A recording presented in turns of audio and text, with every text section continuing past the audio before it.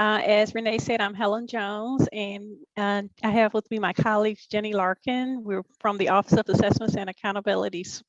And so we have a little bit of information that we would like to share with you guys this morning. We would ask that if you have a question, you can feel free to come off mute and just ask your question or put it in the chat. Jenny will be monitoring chat. We have two parts that we're going to be sharing with you today. One will be, updates for assessments. For the 21-22 assessment for the Kentucky Summative assessment. And then we have a little bit of information regarding accountability as well that we want to share with you today. So again, thank you all for joining us. So Jenny, if you could start the PowerPoint, that would be great. Yes. Can you see that it's advanced? I don't. That's okay. I'll just move from my screen. So we're going to start with assessments, and okay, I can see it now. Thank you, Jenny. Yes, thank you. Okay, and what we have for you here, you can move to the next slide. What we have for you here is, we hope that you will see this as a handy tool for you. It's a one-pager. And what it does, it just sort of describes all of the assessments that are required by grade level for the state of Kentucky. As you can see, the kindergarten screener is administered to kindergartners in the kindergarten. And then we also have the rest of the grid basically will cover all of the state assessments for grades beginning in grade 3 through 8, and then 10 and 11. So in grades 3 through 8, the content assessments for reading, mathematics, science and social studies, on-demand writing, editing, mechanics are a part of the Kentucky Summative assessments. And so this is again in grades 3 through 8, 10 and 11. And for federal requirements, we are required to test reading and mathematics in grades 3 through 8, and then and 10. Science is given in grades 4, 7, and 11. Social studies and on-demand writing, editing mechanics, and editing mechanics are offered at grades 5, 8, and 11. Other assessments such as the ACT, end of course, access for ELs, and quality of school climate and safety will be administered in the 21-22 school year. So again, this little tool, hopefully you will see it as a nice one page or a nice reference sheet, quick reference sheet to just sort of have at hand to be used as needed.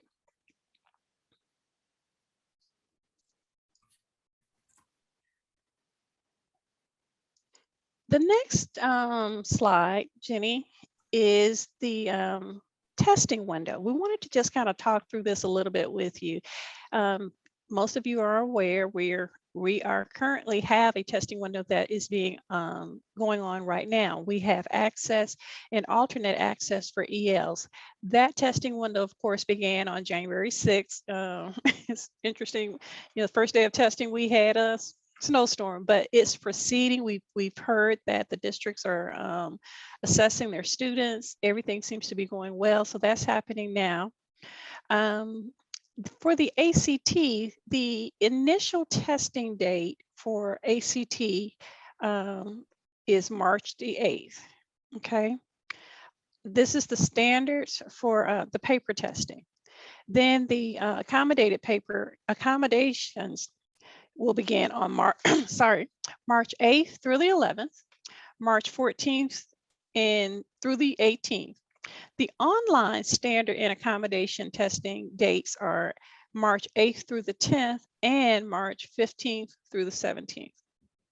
We have a makeup window, and I will stress, and I think Shara, one of our colleagues, has in all of the trainings have stressed that we we are stressing that you select that initial testing date. Given our situation with COVID, the weather, the whole 9 yards, we want to make sure that your students have an opportunity to participate in the ACT during that, at least that initial testing window.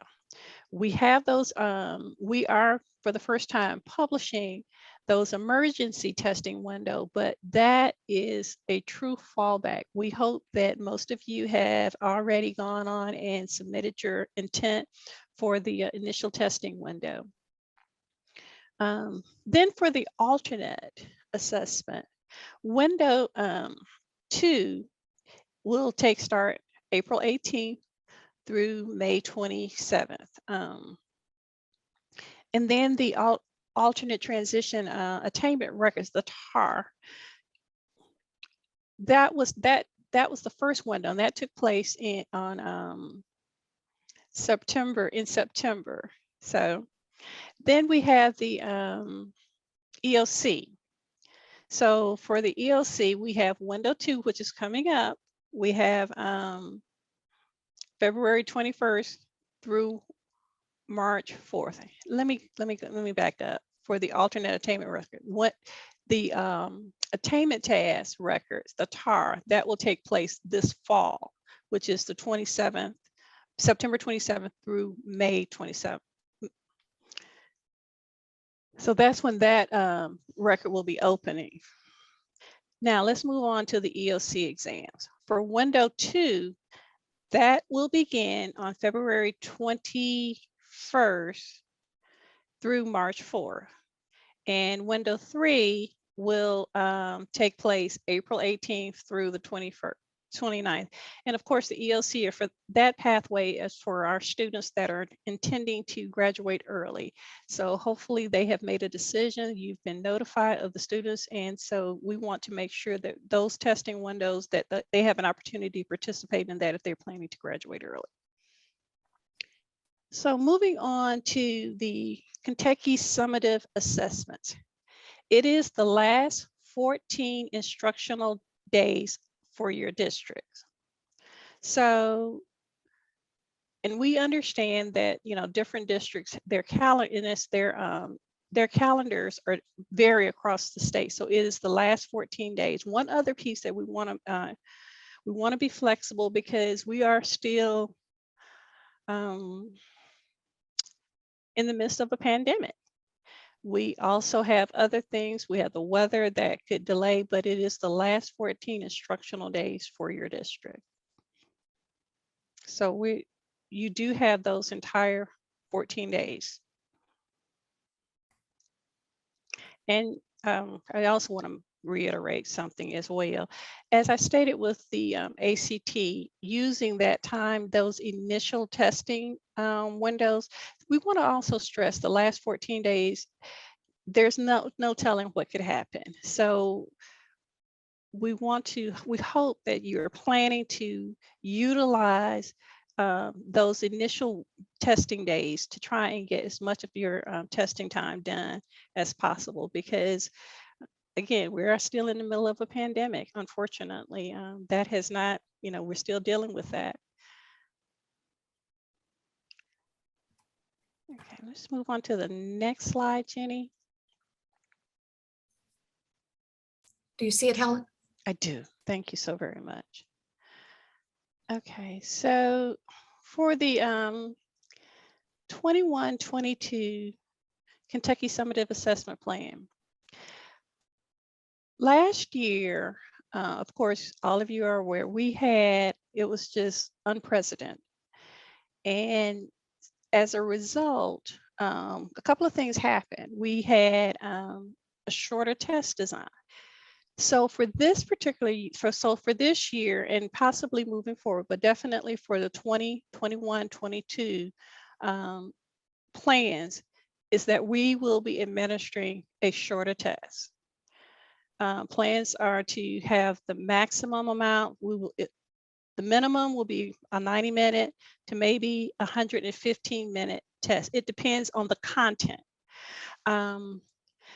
This is a matrix design assessment over the standard. And what that means, basically, in order to ensure, since it's a shorter test, what we need to ensure is that we are still covering all of the standards for each content. So the way we can do that with a shorter test is to have multiple forms per content area to ensure that the distribution across, we are covering all of the standards. So we'll have multiple forms per content area. Individual students would take fewer items. But at the school level, assessments will reflect all of the standards. So the matrix design allows us to basically create shorter tests, different items, multiple forms per content that covers all of the standards. The reduced time and assessments will impact reporting. Individual students will receive performance level by content area. So we will still be, the students will get a novice, apprentice, proficient, or distinguished ratings.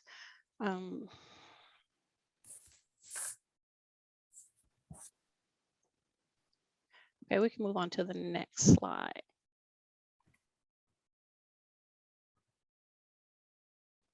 So, Okay, sorry, I was trying to get back on the camera there. So you're fine. Helen, I can take it from here if you like. Yes, if you don't mind.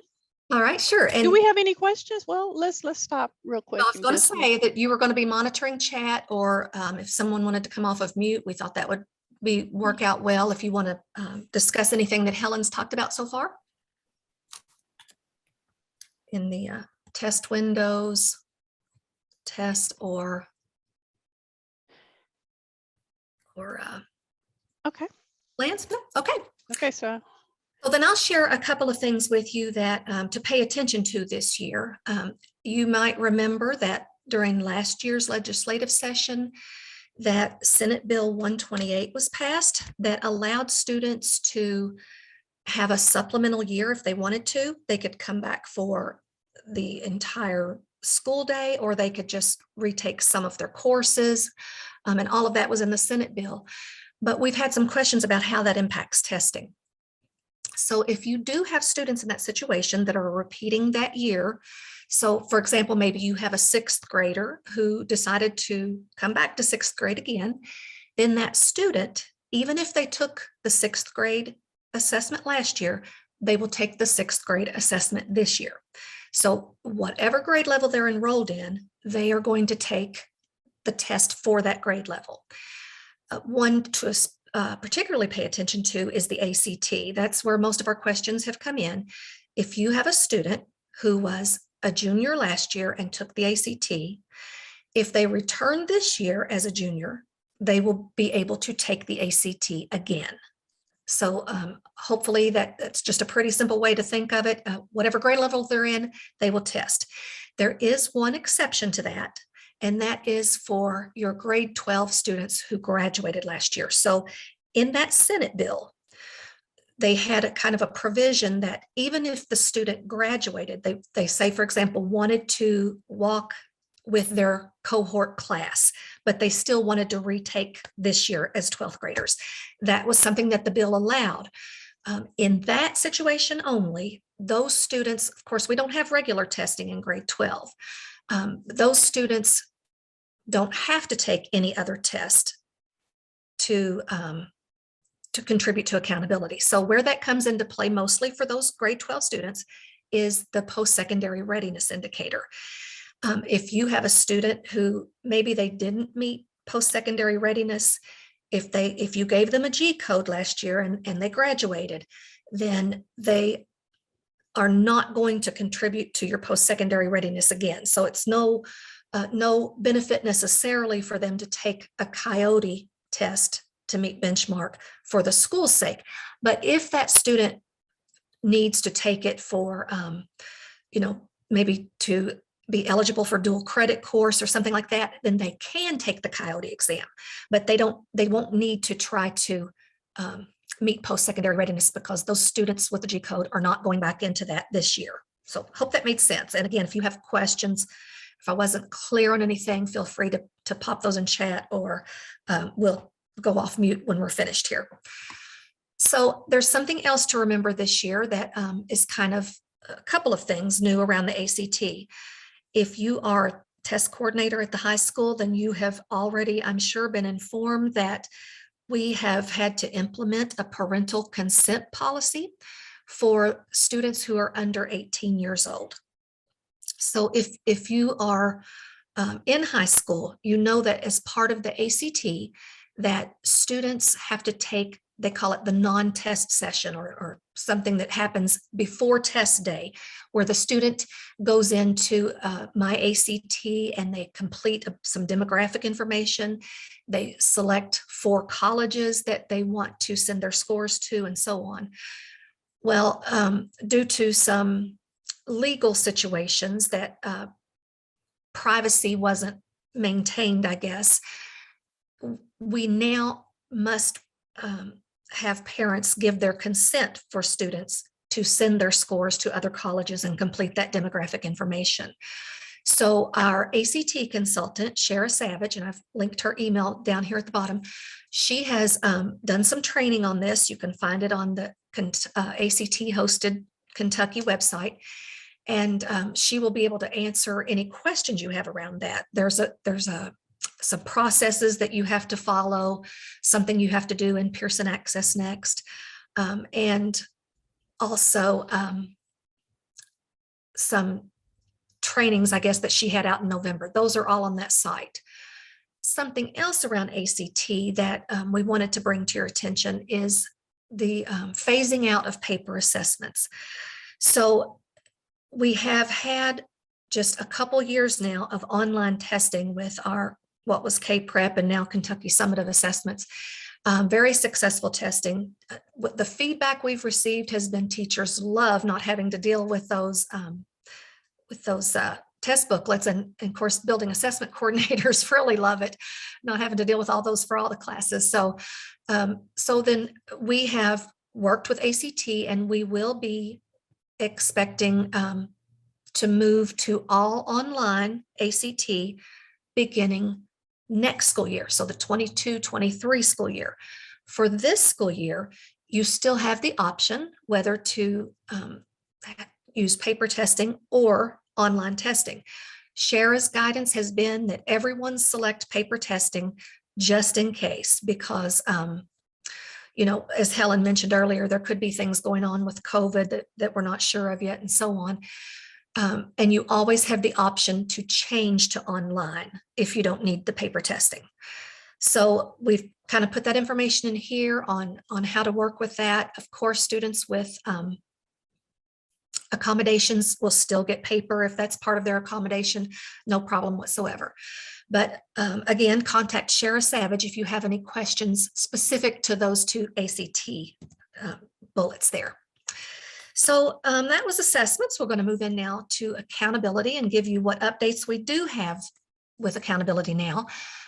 November 30th, the accountability system regulation, as you see, we've linked it here for you also, KAR 5270, became effective.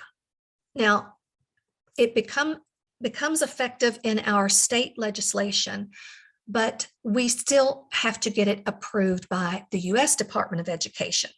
So we are in negotiation with them now to see if they will approve the plan that we have put forth and that is listed out in 5270. And so we're working through some details with them about calculations and how the indicators work and things like that. Probably more than we would have enough time to go into today. And then also how we will identify schools for CSI, TSI, and ATSI. Because USED has let us know that they are expecting that states will be administering state assessments this year, and that we will be implementing accountability. Now, this will be the first time we're implementing accountability since 2018-19 school year. We've had 2 years where it was waived, but again, U.S. Department of Ed has not indicated. In fact, contrarily, they have said we will expect assessments and accountability to be applied this year. So we can't give you a ton of information on where things are with it now because it is still in negotiation, but we do have some resources here that we've linked in the slides for you to go over, and I'll talk about the first two, and then Helen will share the second two. The first link is to an accountability at a glance document. And that document is, I think, 3 pages, but it lists all the components of the accountability system, what the indicators will be, what the weights of each indicator will be, how we plan to implement the status and change components with a 5x5 grid at some point when we get there, when things are expected to go into place, how much we will be able to show in 2022 and going forward. And then also, we've linked here this assessment and accountability reporting through 2024. You'll notice when you open that document, it's a 1-pager, and it tells you what we're expecting to assess, what we're expecting will be an accountability, and what we're expecting to publicly report all the way through 2024. There is a disclaimer in there that says any state or federal law could result in changes to that tentative plan. And also, I wanted to point out that the science standards revision may cause, it might be delayed a little bit, so that you might see that part of that report or that document not match up as time goes on if those standards revision don't happen in the time that we have on that paper. So Helen, would you like to go over the other two? Yes. The other two are basically their accountability power. There's an accountability resource that we wanted for you. Back in the fall, or spring, I'm not sure when we did it, but this is a document that basically we created a PowerPoint as well as a video that basically covers the accountability as we know right now. So basically, if you want a little bit more detail and want to just have an opportunity to just sit down and just kind of digest what all of this means and all of the components of it, those 2 pieces are available on the website, and they're linked, as Jenny said here. They're linked so that you can actually have time to just kind of go through and look at all of the components and all of the requirements that are in the accountability system. And what we wanted to do today is just provide you with some handy tools, quick access to some information that you might need as you prepare for the 21-22 assessments and the accountability that will be applied during that time. So at this time, I don't see any questions in chat. If you need to come off mute, please do so. And I am. I wanted to say that this information has been wonderful, and that this session unfortunately ends in a couple of minutes. Okay. So if there's something that needs to be shared to the group, and if this session is recorded, and there will be an opportunity to listen to all the information again, how will the participants be able to have access to the PowerPoint? There is a link in the session resources section where you Thank go and you. read. If they have any trouble, please ask them to contact Keith, who is facilitating this EdCamp, and we'll make sure that he can contact us, and we'll get that to them if there's any trouble with it. We also, if they have questions directly to us that they think of later, they can either email either one of us or both, helen.jones or jennifer.larkins at education.ky.gov, and we'll be happy to help with any questions that they have. Thank you very much. And I know that there's a 10-minute break between sessions. And so if there's any any other information you'd like to share as we conclude this session, please do so. This was outstanding, and we needed way more time than 30 minutes. Well, assessment and accountability, it's kind of, it's a little bittersweet. We're not always a fan, but we do need to, we like the information, we need the information. So we're happy to help with that. I think we've we've given about all we can give that probably hasn't already been shared. And even some of this has, but it was kind of like what we thought would be the most important reminders and resources for people.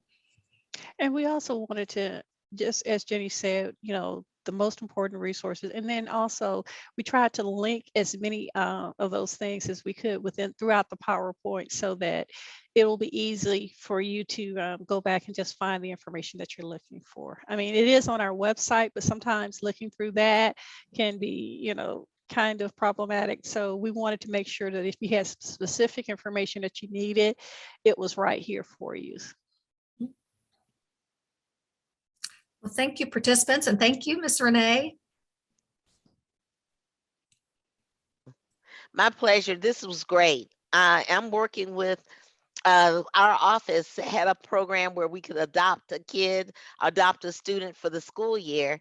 And this is information about assessment and accountability that I'll share with the students' parents. Wonderful, Awesome. wonderful, Awesome. wonderful. Yeah. There's we of course can't go into all of this, but there are things happening in the department where the assessment and accountability system is being looked at. People are, the Kentucky Coalition for Advancing Education work that's been going on. The department is kind of we're far away from implementation of anything, but we've got that. But so for now, we have what we have. Oh, thank you very much. We can kind of, if we put on our camera, we can do a pause.